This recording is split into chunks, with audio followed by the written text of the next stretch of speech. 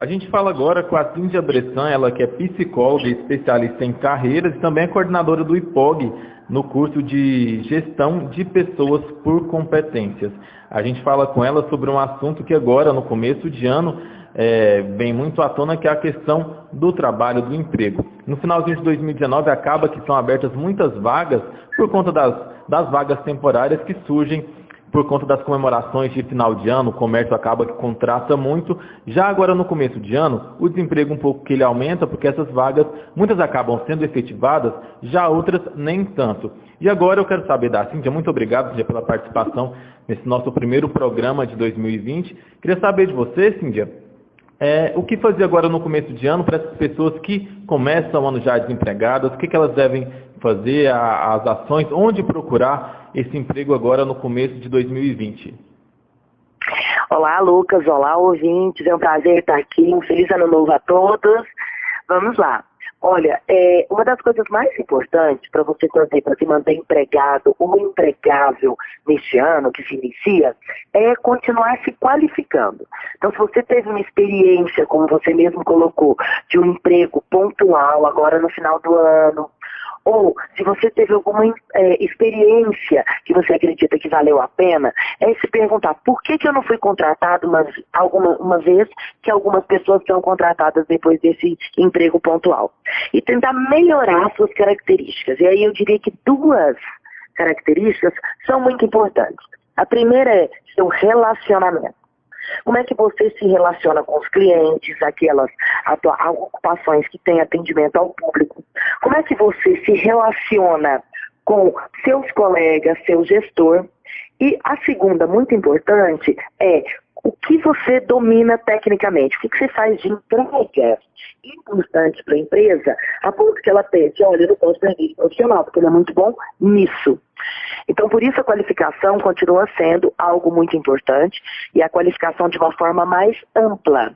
Ela é qualificação dentro de universidades, de faculdades, de cursos de graduação, de pós-graduação, mas também de cursos de curta duração. Ela também pode acontecer no aprendizado do dia a dia, ela também pode acontecer à distância. Então, hoje, a possibilidade de um profissional estar atualizado e bem informado é muito grande, e as pessoas não podem perder essa chance. Até porque a gente tem muitas novas profissões, advindas principalmente dessa questão do aumento da tecnologia, e é uma chance para as pessoas ampliarem seu escopo de atuação e desenvolverem novas carreiras. Se nós formos... Sim, pode concluir. Se nós formos pensar há 30, 40 anos atrás, a pessoa tinha uma mesma carreira durante a vida profissional dela inteira. Hoje não.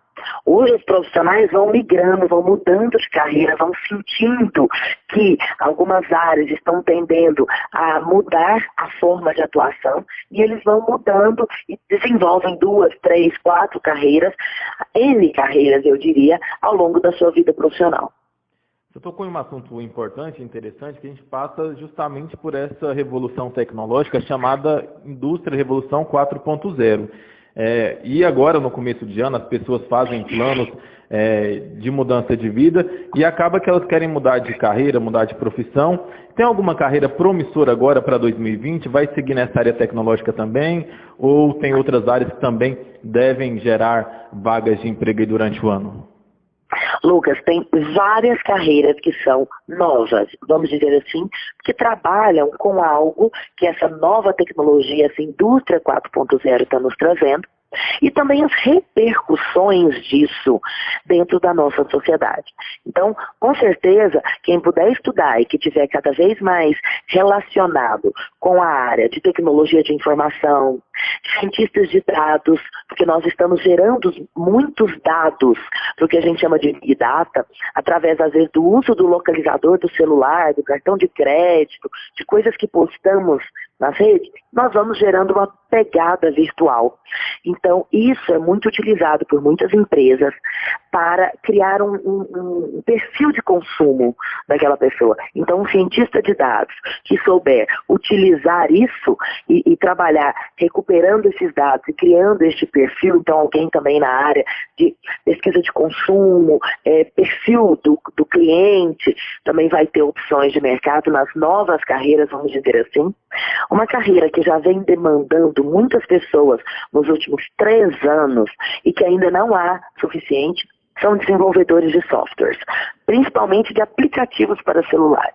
Então, hoje a maioria das empresas e também a maioria dos sites, etc., que vendem alguma coisa ao público, querem começar a fazê-lo também de uma maneira de aplicativo, porque os aplicativos eles estão mais usuais, as pessoas têm mais facilidade de usar do que ficar entrando na internet, no website, etc. Então os desenvolvedores de aplicativos, eles têm um bom futuro pela frente, assim como aquelas pessoas que tiverem conhecimento e domínio na área de inteligência artificial. Então, a indústria 4.0 traz justamente essa ideia dos robôs, né, da inteligência artificial, né, das máquinas que se autorregulam, que se programam de alguma forma. Então, o profissional que tiver esse domínio, com certeza nesse mundo 4.0, ele vai ter chances no mercado. Mas tem uma coisa, Lucas, que é muito interessante a gente falar para o ouvinte. A forma de trabalho precisa também mudar. Então, hoje as empresas nem sempre contratam na forma de trabalho tradicional, que é uma carteira assinada, para trabalhar dentro da empresa, num horário de 8 às 18, ou coisas equivalentes a isso, que a gente sempre atuou nesse modelo.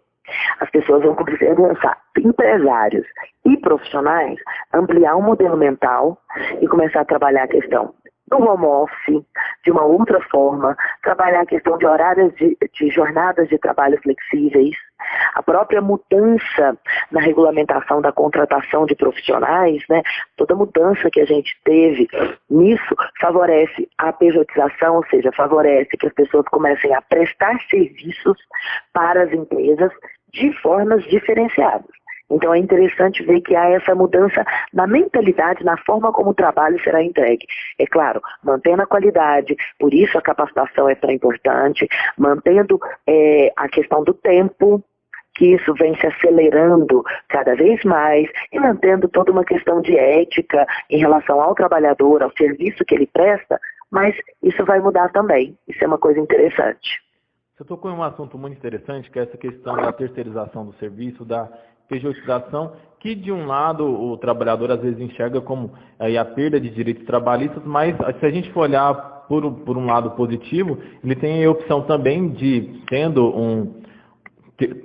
terceirizando o serviço para uma empresa ou sendo um prestador de serviço aí de pessoa jurídica, ele também consegue aumentar aí a sua renda tendo 1 ou 2 empregos, né, Cíndia?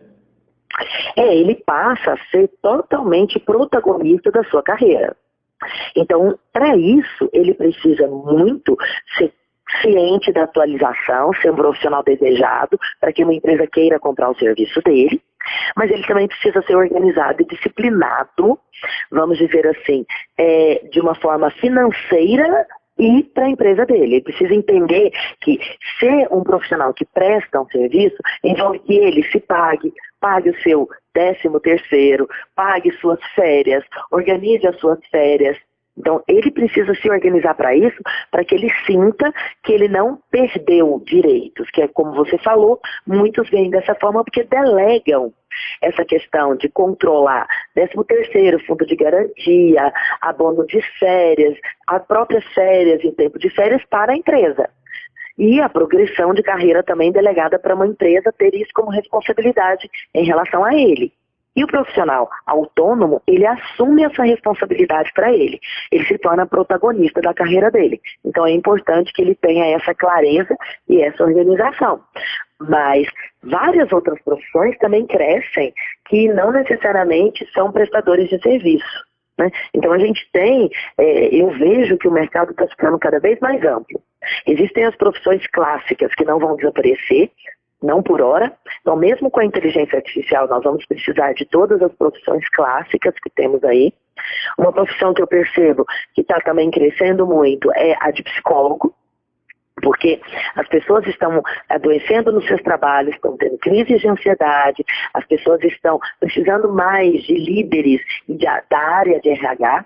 Então, eu acho que a questão do psicólogo educacional e do psicólogo clínico são profissões tendências para 2020, junto com a área de gestão de pessoas que tem que cuidar de tudo isso, né, dentro da empresa, que hoje a gente fala que é até mais, são gestores do comportamento humano nas organizações, porque eles cuidam disso de uma forma mais ampla. Né?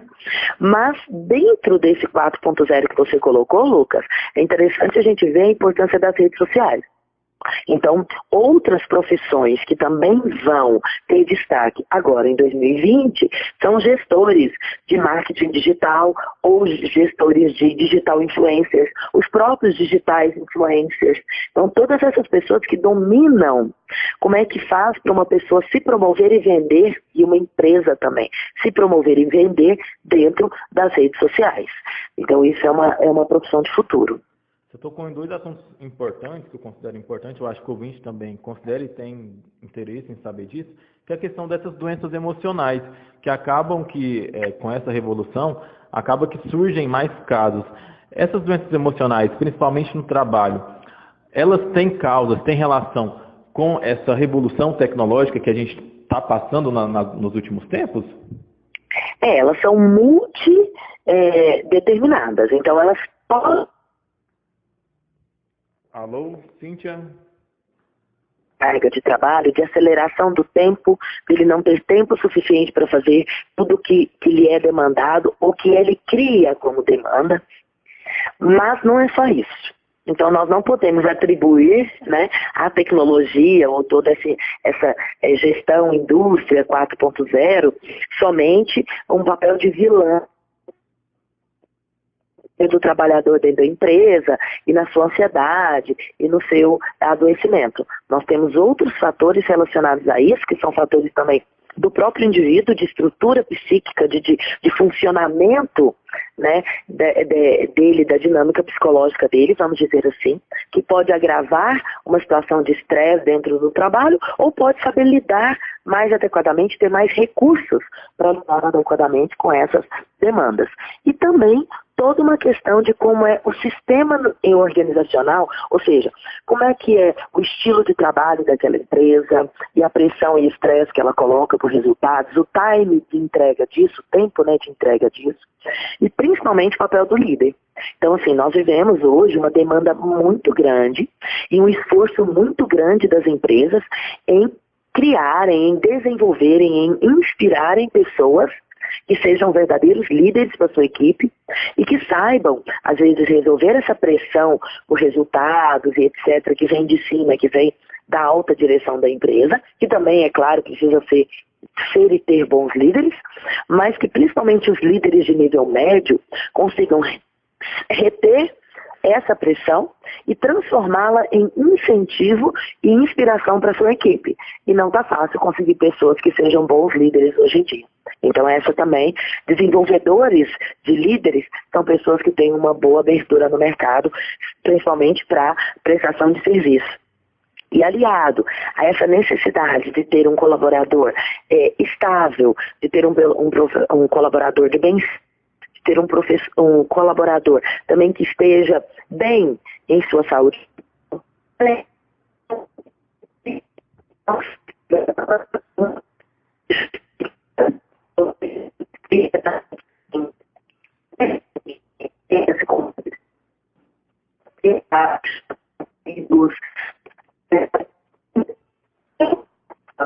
da empresa e do mercado com o mundo, com a sustentabilidade. Eu acho que essa é há uns 10 anos, e é uma carreira que não tende a desaparecer tão cedo, muito pelo contrário.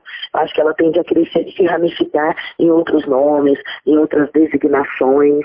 Outra área interessante que vem crescendo é a área de design thinking, pensamento criativo e inovação. Essa é uma carreira que as pessoas estão desenvolvendo mais ferramentas, elas estão tentando pensar, especialmente na área de TI, em metodologias ágeis, metodologias inovadoras, mais criativas, para estar utilizando toda essa tecnologia que foi criada de uma maneira positiva socialmente. Então, para um trabalhador menos estressado, mas também para uma empresa mais ágil, que atinja mais seus resultados, mais criativa. Tá ótimo, então, muito obrigado pela participação, Cíntia, muito um ano aí cheio de realizações para você e a gente segue aí em 2019 à disposição também para sempre divulgar notícias boas. Obrigado. Olha, eu que agradeço a todos, que tenhamos um 2020 de muita prosperidade, de muito trabalho, de muita paz, e eu estou inteiramente à disposição. Foi um prazer falar com vocês e venha 2020.